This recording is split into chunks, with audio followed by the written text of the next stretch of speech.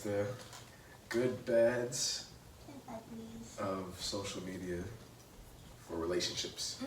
Yes.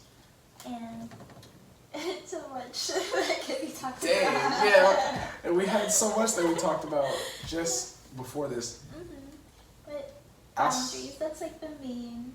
theme of it all. Yes. Like okay, we'll start here. A lot of people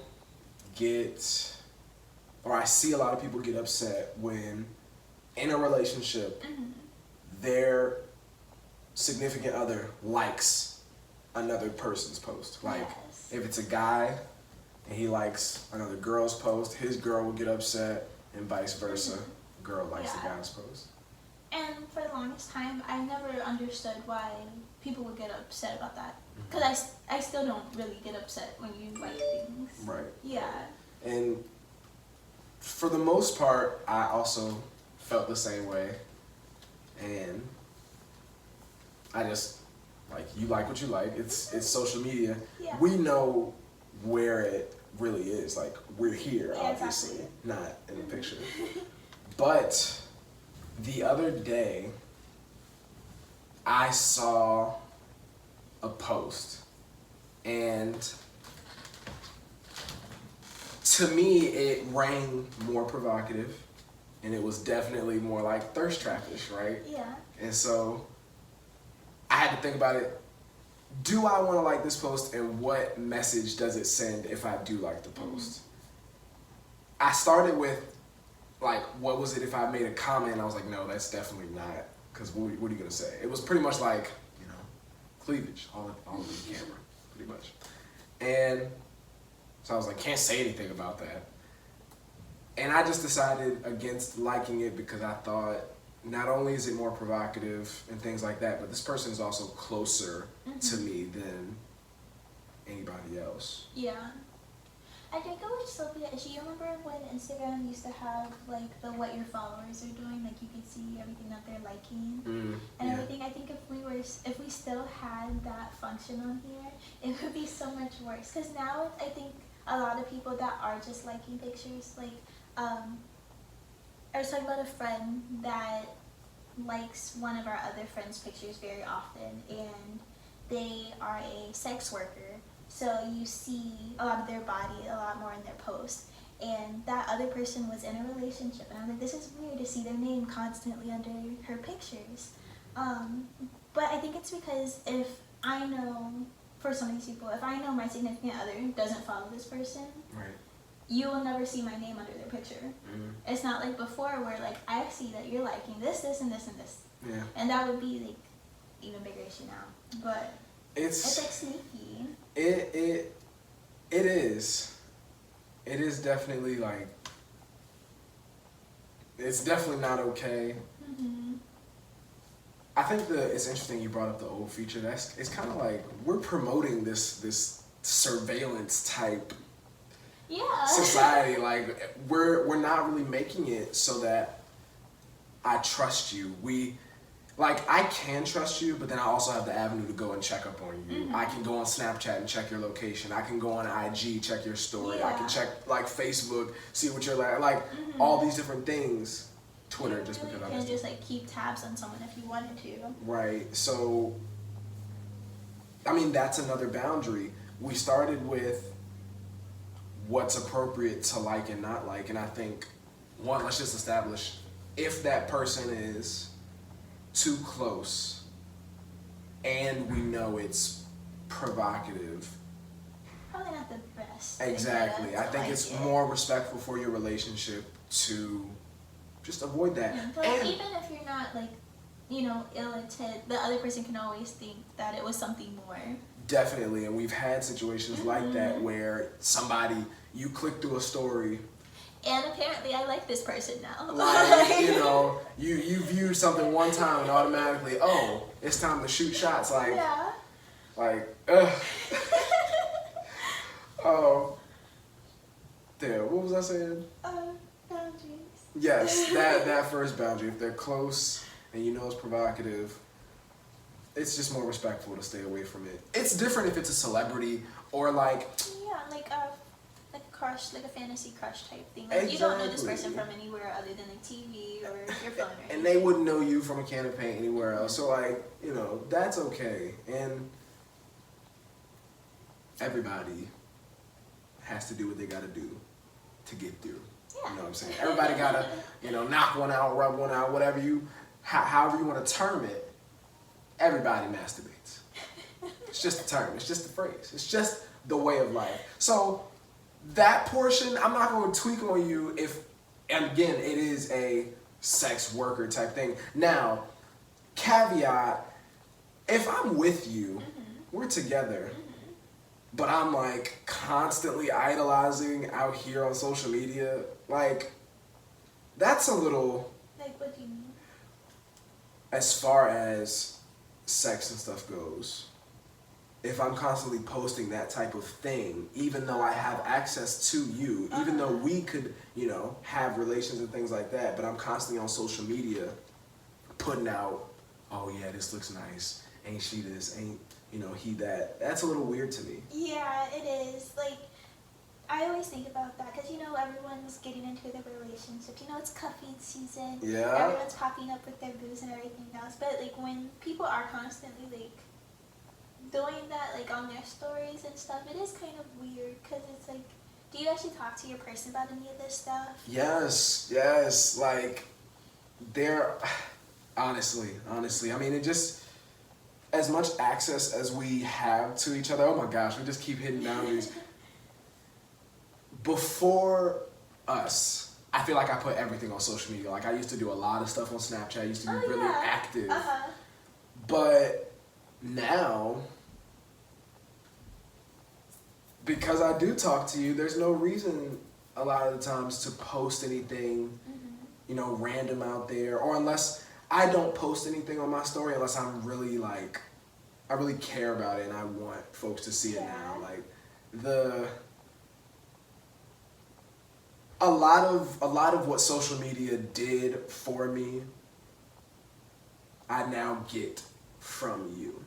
The gratification, like the love, the attention, all that stuff. Yeah. So I don't need to be out there as much, and I think that's something that people need to realize once they get into relationships. Like, you don't duck off because you don't like nobody. I think it just kind of happens, like, when, especially when it's been a long-term relationships. I know, like, what we've seen as far as, like, relationships to, like, look up to. Once, you know, you find your person, that really is your person. You are with them a lot of the time. And to, like, not be with them, it's weird after a certain point. It is. So, and I think for a lot of people, they haven't gotten to that point yet. So then when you are just, like, gone, I mean, it's not even like you're gone. You just don't post. Like, you're constantly talking to your friends. Yeah. So I'm like, people.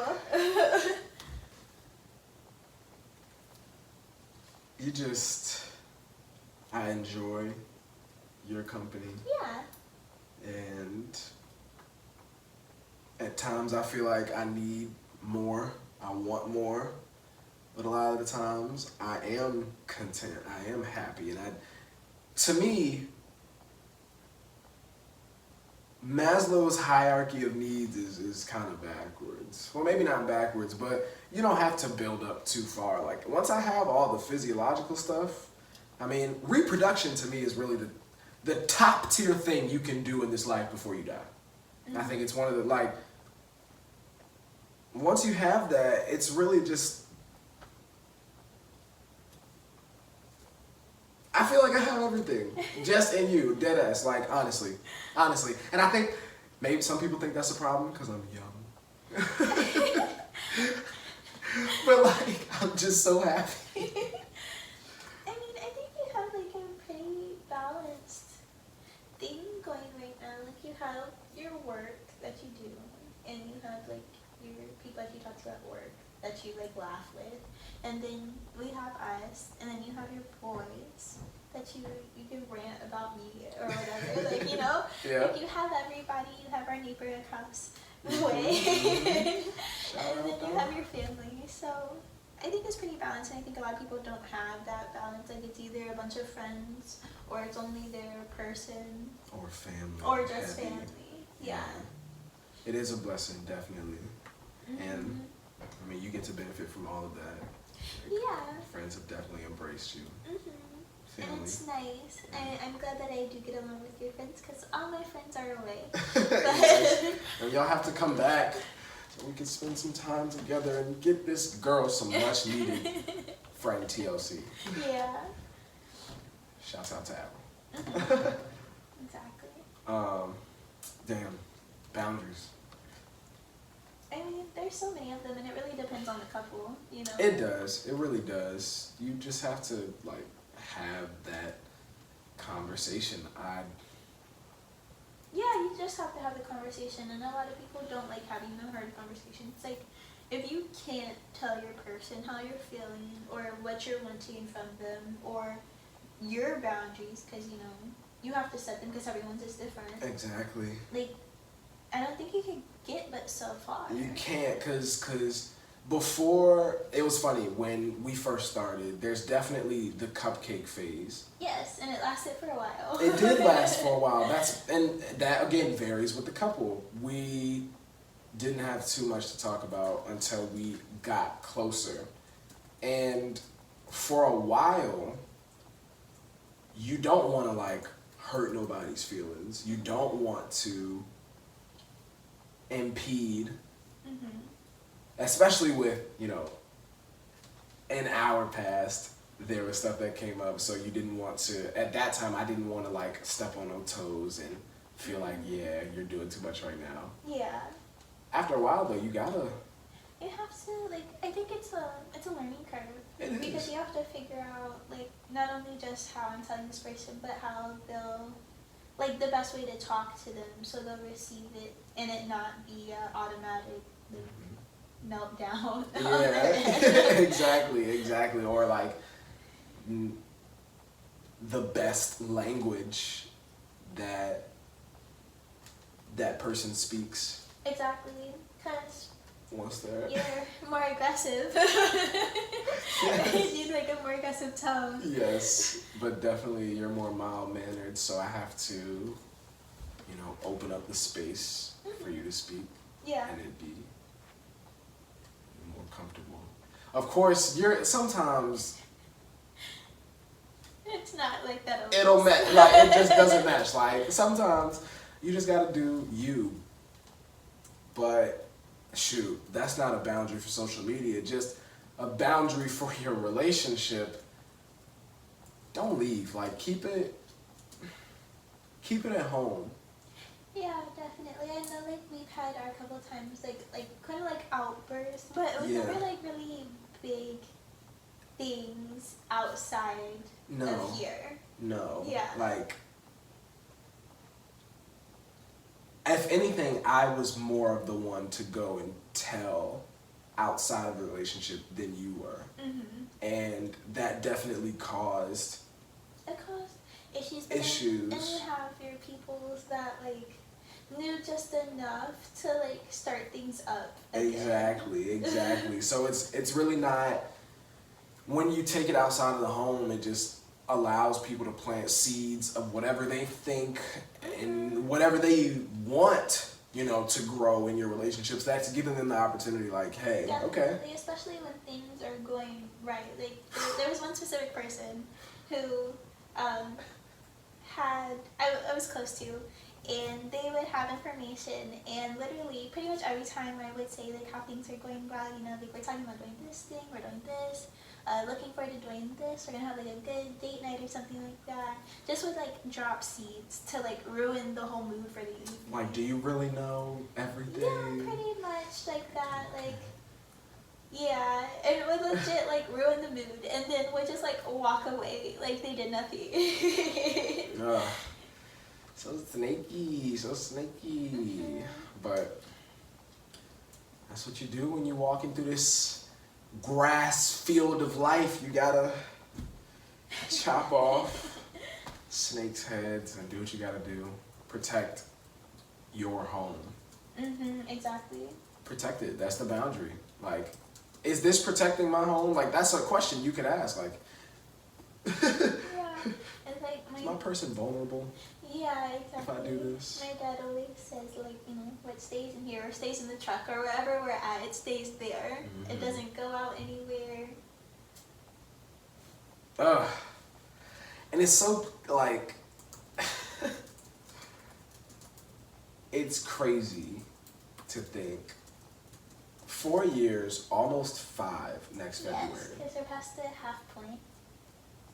Almost 5 years in February.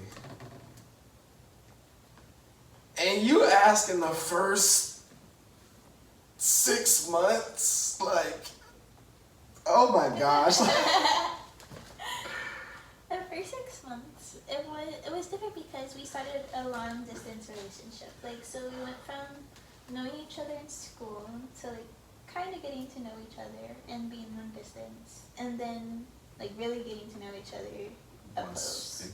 Once we were both at school. And that long distance piece was between us really not bad. No, it wasn't bad. Like I missed you. Yeah. Yeah, and you were a lot busier than me at that time. I was. So the time was hard. It was. It was. And we'll have another episode and we can get in, you know, the more history and stuff like that, but once you got there, you really do make a decision, like, Yeah. I mean, you can't, you make a decision. You either in or you out. Yeah, pretty much. You have to.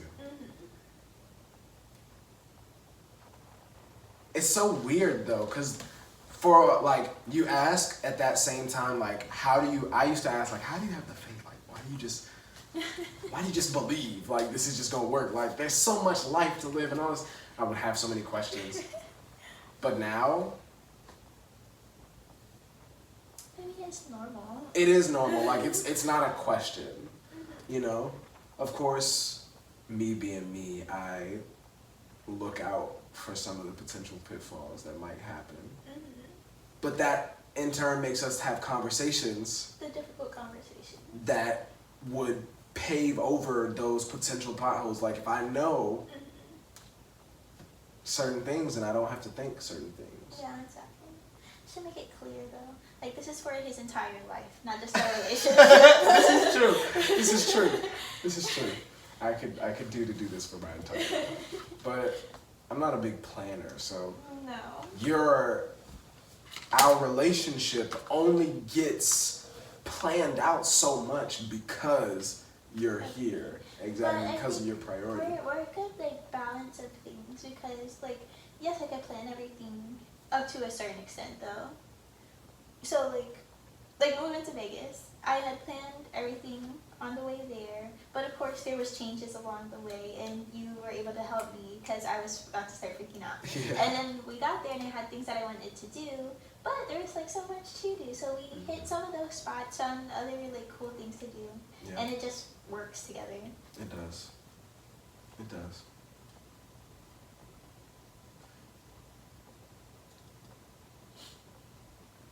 Yep. I'm definitely you put a carrot in front of my face and I will work for that carrot. And you've been the orange/yellow carrot dangling in front of my face for the last 4.5 plus change years. So that's why it's been tunnel vision, damn near relationship. The gray area is there, obviously, a priority. Yeah, and you're getting really good with that. The games, my friends, like all the balance, like you said, there is a balance there. But that balance that's there is what's best for me. And honestly, number one priority. This is my number one priority. Number one. Oh, and charcoal. You can't see. And charcoal, yeah. Just on the floor. Right here. Literally. But Good talks. definitely good talks. Tune in next time.